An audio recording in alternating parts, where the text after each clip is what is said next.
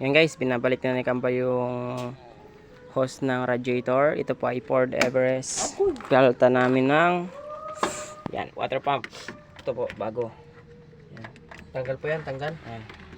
Yan lang po yan na ano eh. Bago na po yan. Tapos yung belt nya, pinalitan namin ng belt to. Punit na yung isang belt yan. Puro biyak na.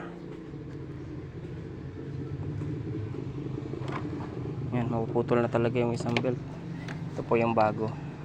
Yan, ang bago. Ganda.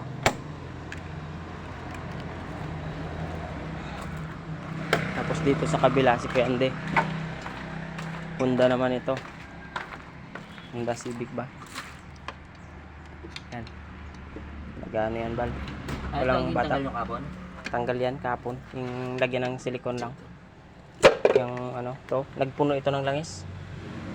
Ito, number 4 ba? Number 1. Puno-puno talaga langis. Spark plug doon? Ay, sa spark plug, lakas ng kuryente. Natin na. Testing namin yan isa-isa.